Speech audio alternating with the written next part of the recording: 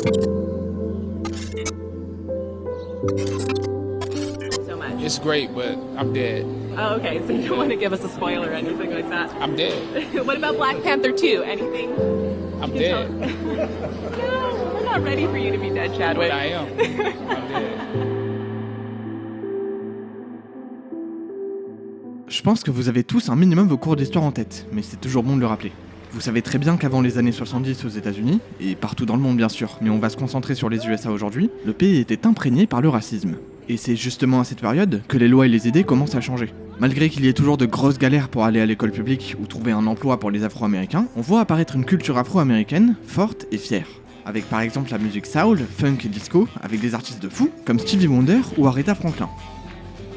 Maintenant que vous avez le contexte en tête, on se retrouve en 76, à Henderson, une petite ville en Californie du Sud, juste là. Une famille plutôt modeste y vit, la famille Bozeman. On y retrouve Leroy Bozeman, 30 ans, qui travaille dans une usine de textile et possède une petite entreprise de tapisserie.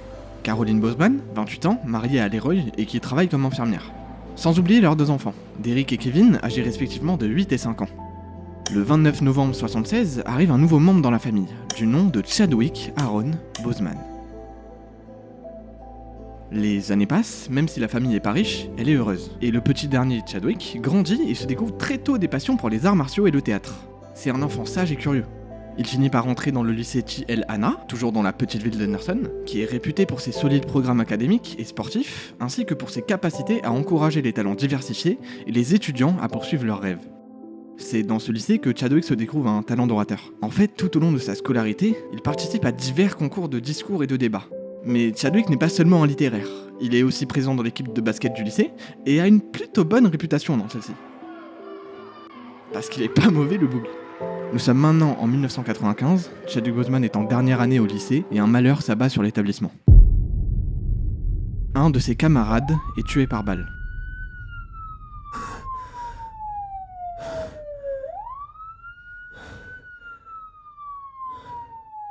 Une nouvelle comme celle-ci ne peut que bouleverser les proches, dont notre protagoniste, qui fut profondément touché par cet événement tragique. Le deuil étant à la fois une émotion et une situation, il faut pour chacun la surmonter, et pour cela, tout le monde utilise ses propres moyens. Pour notre artiste, affronter cette perte deviendra synonyme de besoin de s'exprimer, d'exprimer ses sentiments. Un besoin qu'il comblera grâce à l'écriture de sa première pièce de théâtre, la pièce nommée Crossroads. Crossroads est une pièce qui aborde les thèmes de la vie, de la mort et des choix que l'on fait à ces moments critiques. Elle permet non seulement à Chadwick de faire son deuil, mais également de lui faire découvrir la puissance du théâtre comme moyen d'expression et de réflexion sur des événements importants et personnels. Cet événement et cette pièce le marquera à vie. Elle a aidé à poser les bases de la personne qu'il deviendra.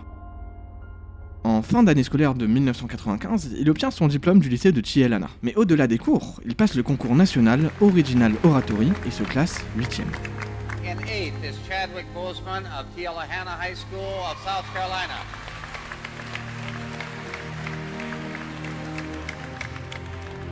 Ça montre encore une fois le talent d'orateur qu'il a et a pu développer pendant ses années de lycéen.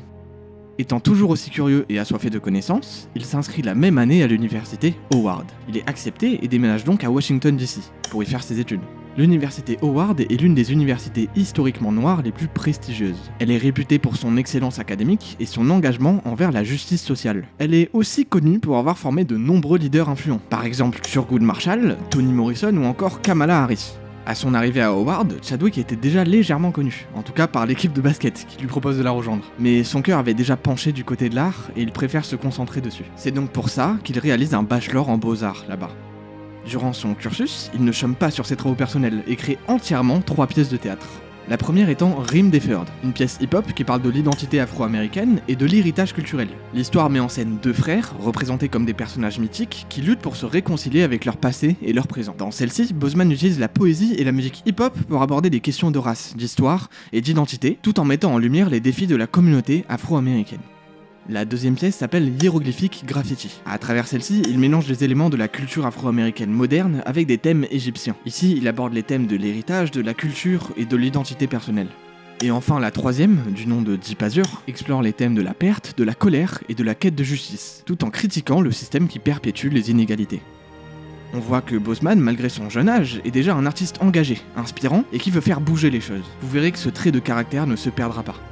Ces 3 pièces de théâtre ont été présentées lors de divers festivals et ont contribué à faire connaître le nom de Chadwick Boseman dans le milieu.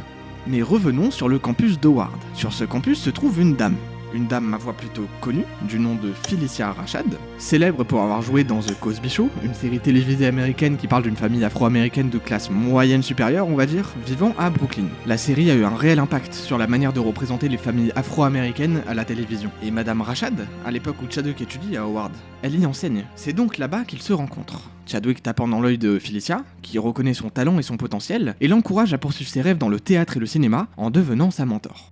Dans le monde du théâtre, des programmes de formation sont connus. L'un des plus célèbres et reconnus est le programme Midsummer à Oxford, en Angleterre. Se déroulant pendant l'été, le programme inclut des cours de jeu d'acteurs, de mise en scène et d'analyse de texte, accompagnés par des professionnels renommés du milieu britannique et américain. Les participants vivent et étudient sur le campus de l'université d'Howard, bénéficiant d'une expérience immersive, unique et formatrice. L'objectif est de perfectionner leurs compétences en théâtre et d'élargir leurs horizons artistiques.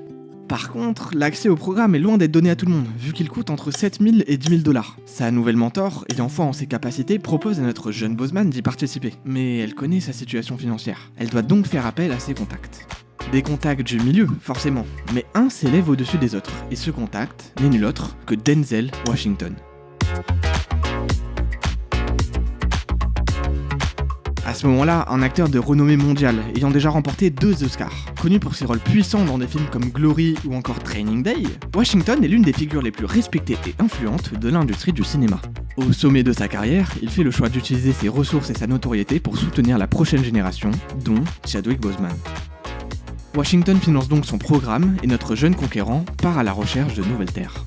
Je profite de son voyage pour vous rappeler de vous abonner, de mettre un like et de laisser un commentaire si la vidéo vous plaît. Ça me soutient vraiment beaucoup, merci à vous. Reprenons. Notre protagoniste arrive à la fin de ses études et obtient son bachelor en beaux-arts en 2000. Maintenant que son diplôme est validé, il a qu'une idée en tête, entamer sa carrière professionnelle. Pour ça, il fait le choix de déménager à New York, qui est connu pour sa scène théâtrale dynamique. Et grâce à ça, en 2003, il obtient un premier rôle à la télévision dans la série All My Children.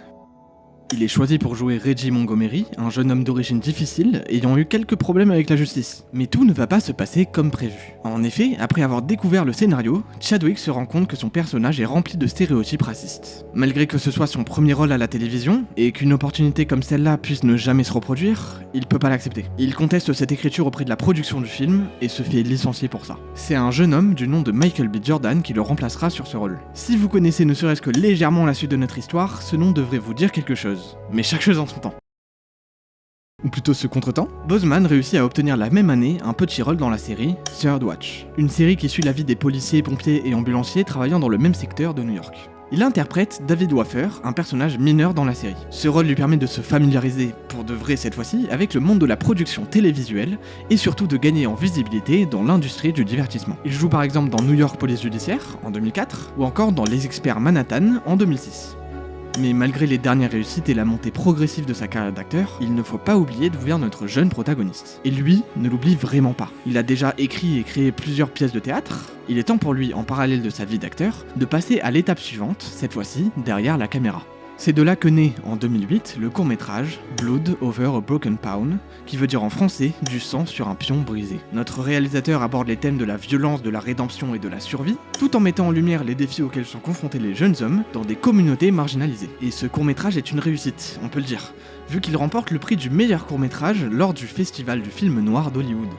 Toujours en 2008, sa carrière évolue encore plus loin, avec cette fois-ci son premier rôle récurrent dans Retour à Lincoln High, une série dramatique américaine où l'on suit l'histoire d'Eddie Sutton, un policier qui déménage avec sa famille dans son ancien quartier dans le but de réhabiliter la communauté. Chadwick y joue le rôle de Nate, un vétéran de l'armée qui revient chez lui et tente de retrouver une vie normale. Bien qu'on le voit seulement quelques fois dans divers épisodes, sa performance est saluée par les critiques et le public, et lui permet de démontrer son talent pour incarner des rôles complexes. Il y a une partie de la vie de notre héros que j'ai mis de côté pour le moment, une partie qui a quand même duré de 2002 à 2009. En effet, durant ces 7 années, notre jeune devenu adulte a enseigné le théâtre au programme des jeunes boursiers de Schomburg, à Harlem, afin de partager son expertise avec des jeunes étudiants afro-américains. Il a donc servi de mentor à de nombreux jeunes, une sorte de passation de flamme, qu'il a lui-même récupéré auprès de Phylicia Rashad. Son court-métrage ayant eu son petit succès, c'est la même année, donc en 2008, qu'il décroche son premier rôle au cinéma dans le film The Express, un film biographique qui raconte l'histoire d'Ernie Davis, le premier joueur afro-américain à remporter le trophée Heisman, donc le trophée trophée qui désigne le meilleur joueur de football américain universitaire de l'année. Chadwick joue le rôle de Floyd Little, un joueur et coéquipier d'Ernie Davis qui représente l'héritage et l'inspiration laissés par Davis. Il continue à côté de ça de faire des apparitions dans différentes séries. Urgence en 2008 dans le rôle d'un infirmier, Lie to Me en 2009 dans le rôle de Mark Little, un jeune homme accusé de meurtre, et enfin dans Cold Case, affaire classée en 2010 où il incarne le rôle de Dexter Collins, un musicien des années 70 dont l'assassinat est réexaminé par l'équipe de détectives. On est maintenant en 2012, ça fait 4 ans que Chadwick Boseman a réalisé son premier court-métrage, mais si je vous parle de premier, c'est qu'il y en a forcément un deuxième. Il sort donc Heaven, l'histoire d'un ex-détenu ayant du mal à retrouver son orientation sexuelle d'avant la prison. Dans sa quête de rédemption et de compréhension, il engage une prostituée vieillissante dont la survie dépend de son désir pour elle. À travers ce court-métrage, il explore les thèmes de la lutte personnelle, de la rédemption et de la survie dans un environnement difficile. Encore une fois, cette narration captivante est bien reçue dans divers festivals de cinéma, et la réputation de Chadwick ne fait que grandir. Cette année est décisive dans sa carrière au cinéma. Il décroche son premier rôle principal dans le film The Kill Hall. Il incarne le personnage de Samuel Drake, un vétéran de la guerre en Irak qui lutte pour s'adapter à la vie civile tout en étant hanté par les horreurs de la guerre et les missions secrètes qu'il a accomplies. La performance de Boseman dans ce rôle a contribué à l'établir comme un acteur capable de porter des rôles principaux sérieux. Et cette ascension folle ne s'arrête pas là. Il enchaîne les 2 années qui suivent en jouant encore 2 rôles principaux. En 2013, le rôle de Jackie Robinson dans le film 42, qui retrace l'histoire du premier joueur afro-américain à jouer dans la ligue majeure de baseball. Chadwick étant très impliqué dans le projet, comme à son habitude, a passé beaucoup de temps à discuter avec la veuve du joueur, dans le but de l'incarner de la manière la plus précise et respectueuse possible. Et en 2014, il joue le rôle de James Brown, le légendaire chanteur de funk et soul dans le film Get On Up. Revenons légèrement en arrière. Nous sommes en 2013. Comme vous l'avez vu, la carrière cinématographique de notre protagoniste est en train d'exploser, et il tente quelque chose. Quelque chose de plutôt étrange à première vue, vu qu'il passe le casting pour jouer le personnage de Drax dans le futur film de Marvel, Les Gardiens de la Galaxie. Mais regardez qui est Drax, dans les comics bien sûr, mais aussi plus tard, une fois qu'il apparaîtra dans le film. Difficile de s'imaginer Chadwick l'incarner. Rien à voir avec son talent, hein, mais ça matche juste pas. Et Chadwick le sait très bien. Il est pas dupe, en réalité quand il passe le casting, il ne pense pas le moins du monde être retenu pour le rôle. Par contre, ce qu'il sait, c'est que c'est l'occasion de rencontrer une partie de l'équipe de recrutement chez Marvel Studios. Et cette opportunité, il l'a saisie et ne la lâche pas. Bien qu'il ne puisse convaincre pour le rôle de Drax, il peut convaincre de son talent. Nous sommes maintenant de retour en 2014. Notre acteur est à Zurich, en Suisse, pour faire la promotion de Get On Up, quand il reçoit un appel. Un appel qu'on peut qualifier d'assez important, vu que c'est un appel de Kevin Feige lui-même. Pour ceux qui n'ont aucune idée de qui il est, c'est tout simplement le président de Marvel Studios. Apparemment, son pari 1 an plus tôt de passer le casting pour Drax a payé, vu que Kevin Feige lui propose... Bah non, pas de jouer Drax du coup, vous suivez pas les gars. Il lui propose d'incarner le personnage de Black Panther, le premier héros Marvel noir, un personnage qui représente pour lui une fierté, et surtout une occasion de faire briller la culture africaine, et de représenter les Afro-Américains au cinéma dans un univers aussi immense et influent que le MCU. En incarnant Black Panther, il s'engage à donner le meilleur de lui-même, voyant le rôle comme une plateforme pour inspirer et éduquer. C'est de cette manière que Monsieur Boseman décroche le plus grand rôle de sa carrière. Il incarne pour la première fois T'Challa en 2016 dans le film Captain America Civil War. Sa performance est très largement saluée par les critiques et le public. Il est acclamé pour son interprétation puissante et nuancée qui apporte une profondeur et une dignité au personnage. Il est considéré comme l'un des points forts du film, et les fans Marvel sont impatients de le voir dans un film solo. La même année, il joue dans Message from the King, où il incarne Jacob King cherchant à venger le meurtre de sa sœur en s'attaquant à un réseau criminel. En 2017, arrive un rôle particulier pour Boseman. Bon, vous vous rappelez que Chadwick a étudié à l'université Howard, pas vrai? Et si vous avez vraiment une bonne mémoire, vous vous souvenez que parmi les personnalités célèbres diplômées d'Howard que j'ai citées plus tôt, il y a Thurgood Marshall. C'est donc dans le film Marshall que Boseman incarne le rôle du premier juge afro-américain à la Cour suprême des États-Unis, qui fut diplômé de son université 67 ans avant lui. Le film parle d'un des premiers cas de Marshall en tant qu'avocat, où il défend un homme noir accusé de viol par une femme blanche dans les années 40. Nous avançons dans l'histoire, et arrivons l'année où la plupart d'entre vous a découvert qui était Chadwick Boseman. Nous sommes en 2018, et le film Black Panther sort au cinéma.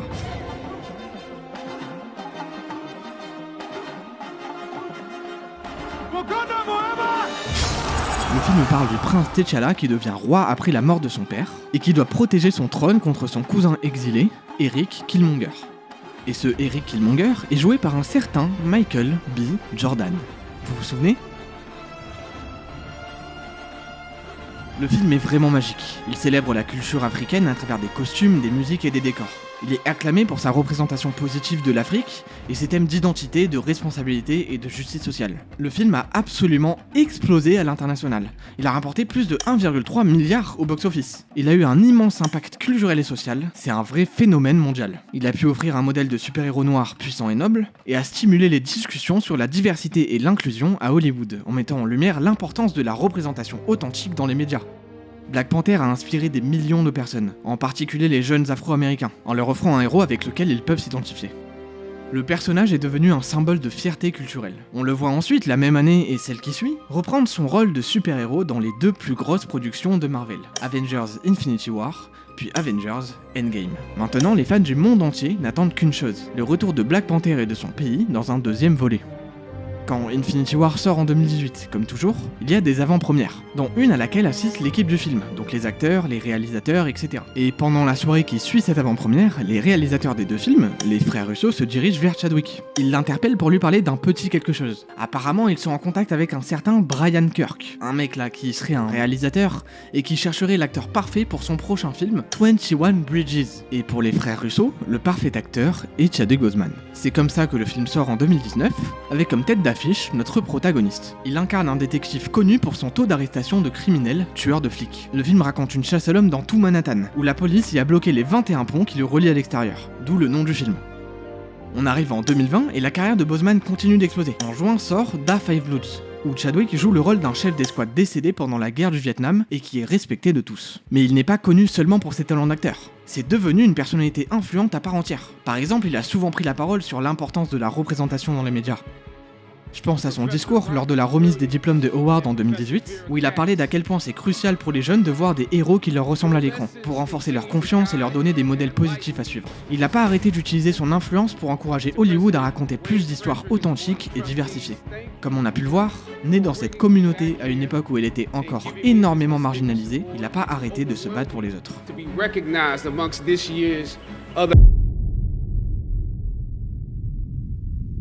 Chadwick Boseman has died following a 4-year battle with colon cancer. A cinematic king has fallen. Actor Chadwick Boseman died at the age of 43 following a private 4-year battle with colon cancer. Actor Chadwick Boseman has died at the age of 43. Le 28 août 2020, il y a exactement 4 ans le jour où cette vidéo sort, Chadwick Aaron Boseman décède d'un cancer du côlon. Le monde est sous le choc. Qu'est-ce qui a bien pu se passer? Il y a encore une semaine, il postait des trucs sur les réseaux. Un cancer, ça arrive pas comme ça, pas aussi subitement. Sa famille annonce la nouvelle. C'est un drame qui bouscule le monde entier, comme si personne n'était au courant. Le tweet qui annonce son départ devient le plus liké de tous les temps.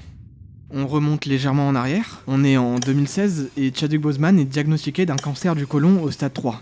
Qui passe rapidement au stade 4. Il prend la décision de garder son état de santé secret. Il y a quasiment que son médecin et sa famille très proche qui est au courant. Lui qui incarne des personnages puissants, inspirants et exigeants, il ne veut pas... Non, en fait, il ne peut pas se permettre de montrer les signes de salut personnel. Son engagement envers son travail et sa détermination à continuer de se battre pour ce monde font de lui un vrai super-héros. Il passa 4 ans, 4 longues années à enchaîner des traitements de chimiothérapie et des chirurgies au milieu des tournages, sans jamais révéler la moindre faiblesse. Avant sa mort, Chadwick eut le temps de finir le tournage de son tout dernier film, Le Blues de Ma Rainey. Nous qui pensions qu'il avait perdu du poids pour ce rôle. C'était peut-être pas pour ça finalement.